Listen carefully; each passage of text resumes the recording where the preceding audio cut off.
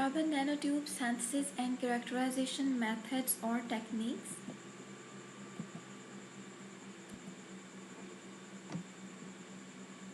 Here actually the carbon nanotubes are basically the hexagonally shaped arrangement of carbon atoms that have been rolled into tubes. So here you can see that this is the graphene. It's two-dimensional, in which the carbon atoms are basically having hexagonally shaped and they are covalently bonded with each other. When you're just simply rolling up this sheet, then it's becoming a one-dimensional, and it is known as the single wall carbon nanotubes. So carbon nanotubes basically having a lot of properties. It depends how you simply roll down the sheet. The discovery of carbon nanotubes is basically remarkable surveying of ICHMA in 1991. Carbon nanotubes have basically efficient and unique mechanical, thermal and electrical properties, and are basically much useful in various applications like storage devices, biomedical science, etc. etc.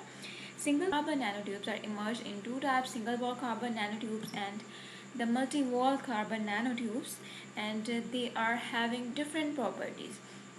In the multi-wall carbon nanotubes, you can see that there's all these nanotubes are actually concentric, so these all are held together with the very weak van der Waals forces. So when according to the arrangement of the atom, you can create carbon nanotubes that would be the 100 times stronger than steel but 6 times lighter in weight. Single made up of monolayer of carbon atom, and here you can see that the multi-wall carbon nanotube is made up of a lot of graphene sheets that are made up of carbon atom. So the single wall carbon nanotube could be also behave as a metal or sometimes as a semiconductor. It depends that how you simply rolling the sheet, and the properties are actually depending upon that. There are several methods to synthesize the carbon nanotubes, but the three most important methods for synthesis of carbon nanotube at industrial purposes are arc discharge method, chemical vapor deposition method, and laser ablation method, whereas another method is also known as flame method. It's just a local method to produce the carbon nanotubes, and it's not best one method are not very much pure and cannot be used at further industrial purposes. So this is the arc discharge method, and it's the chemical vapor deposition method, and the third one is the laser ablation method, and the fourth one is the flame method. Here you can see that. So first of all, we will discuss the arc discharge method. This method was used by the ICHMA very first time just to produce fullerene, that is another allotrope of carbon, when basically an electric arc between two graphite rods is placed in an inert atmosphere. Like carbon evaporation is initiated by a very high intensity electric current that are passing through the two rods. Then after that, these rods are basically held very closer to each other, almost of the distance of 1 millimeter, in order to initiate the arc production here. So this is very relatively easy method to implement, and through this method when we are having 30% yield, and the most important parameter that influence the waste activities involved in this method is efficient cooling system, through which basically very high purity carbon nanotubes are depositing through this method. So here you can see that these are the anode and cathode that are made up of pure graphite, and whenever just simply providing an 100 ampere, then in this way the further this is, plasma is generated at the very small distance, and the carbon nanotubes are basically deposited. Here you can also see this. Basically, first of all, the carbon atoms are ejected from the positive electrode, like the anode, and they are basically deposited upon the cathode. So here it's also shown in the figure. So if you just simply want to grow the single wall carbon nanotubes or multi-wall carbon nanotubes, there is a one difference between them. So the catalyst would be introduced into the graphite terminal, like here. In order to grow the single wall carbon, you are simply introducing a catalyst, but in multi-wall carbon nanotubes you simply don't need any form of catalyst.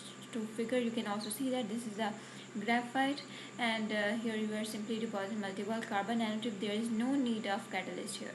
But in case of single wall carbon nanotubes, along with here you can also use a catalyst in order to grow the single wall carbon nanotubes.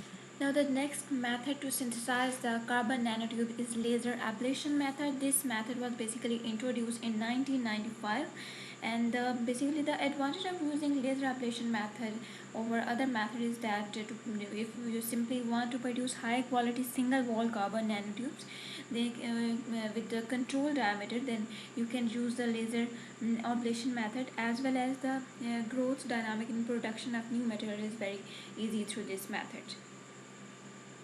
Here, in this technique, 1.25 cm diameter graphite target is placed in 2.5 cm diameter of the quartz tube. This is the quartz tube that is made of a fused silica, in which you are simply using, this is the graphite target, and this is the laser beam.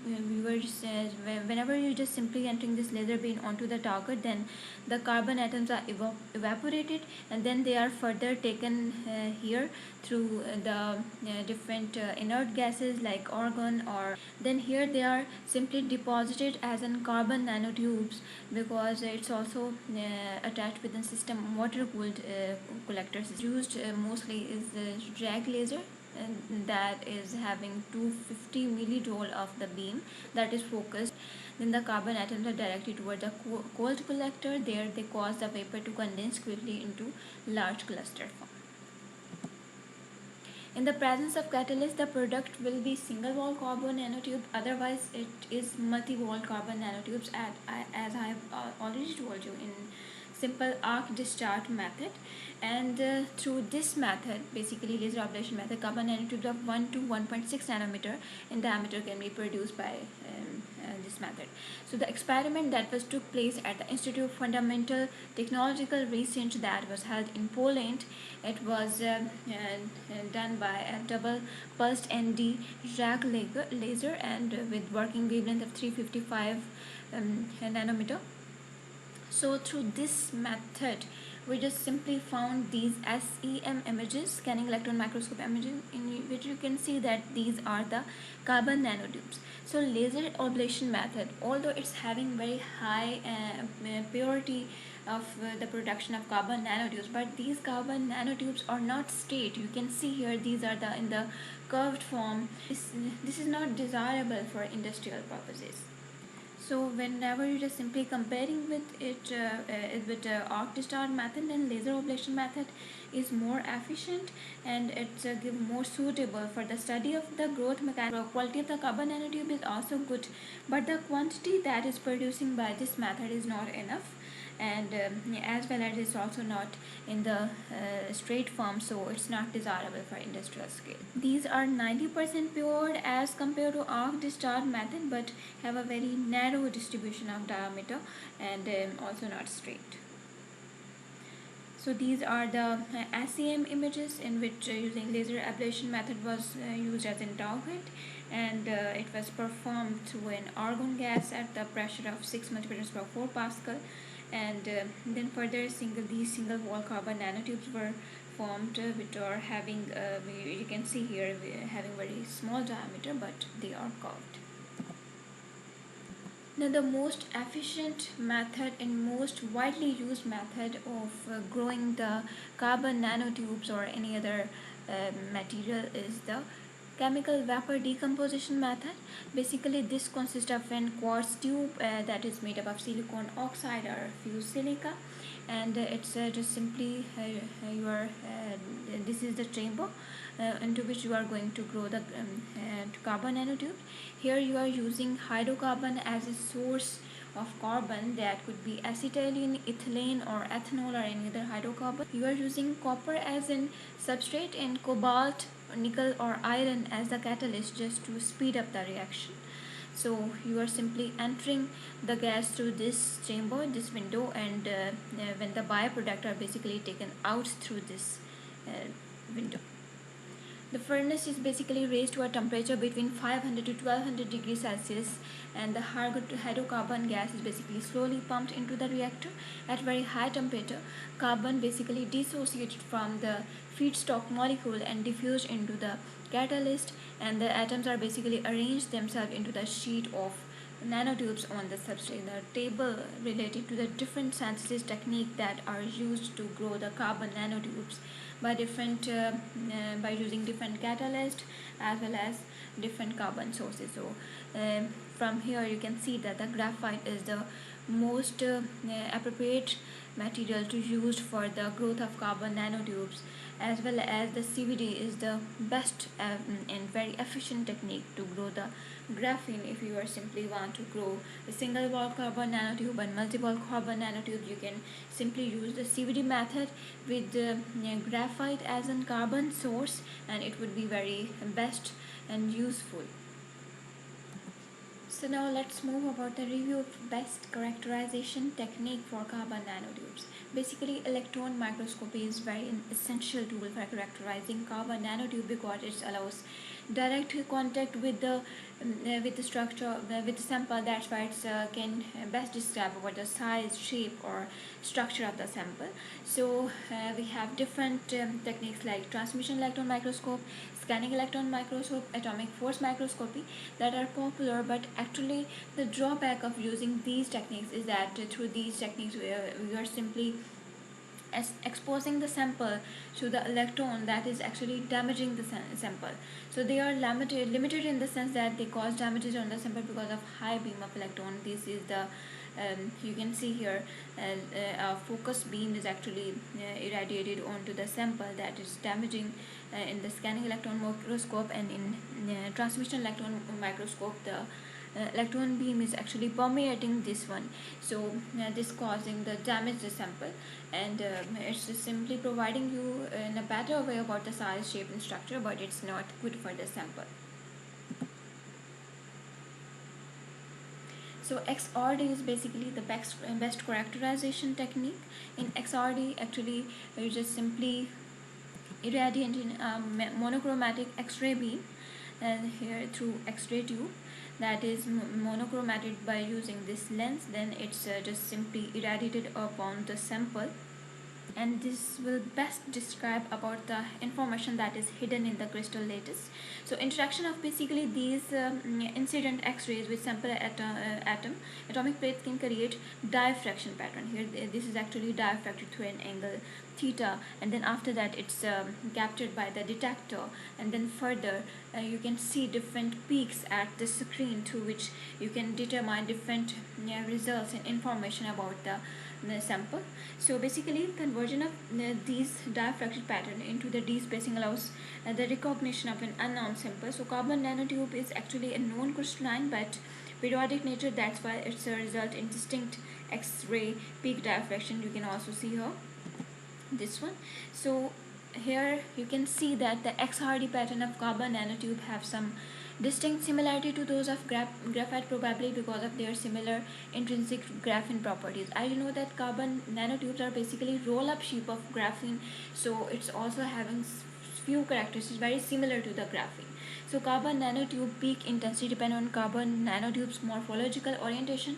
When X-ray basically beam strike the single wall of carbon nanotube here, like here you can see that it's in hexagonal shape, same as like graphene, then it produces a 002 peak. So this first peak is basically similar in carbon nanotube as well as in graphene with some parallel H-scale reflection. But whenever the X-ray beam is basically passing through this empty, like here you can see that this is an empty central core, then it produces some extra hexagonal peak array of HK0. So to conclude, the chemical vapor decomposition method is the most popular and most productive method for synthesis of carbon nanotube. Even though it's having a limitation or of being under high temperature, it's more promising and very cheap method to synthesize the carbon nanotube. So CVD is the very simple, low temperature and produce high quality of carbon nanotube. It is, however, failed to produce single wall carbon nanotube in large quantity, but it can produce multi-wall carbon nanotubes in very high amount. And the other method that I have already told you here are the electric arc discharge method, that is very simple and inexpensive, which also producing the large number of carbon nanotube, but it requires very high temperature and purification to produce both single wall and multi-wall carbon nanotube. That's why it's not much effectively used. The laser ablation method is very producing very high purity of carbon nanotubes, but even at room temperature you simply don't need to produce any kind of vacuum there in order to work for the laser ablation method. But it's limited at the laboratory scale because it requires few purification, but as well as it's also the carbon nanotubes that are made up through laser ablation method are not very high in very high amount, as well as they are not straight when you are simply growing them. Thank you.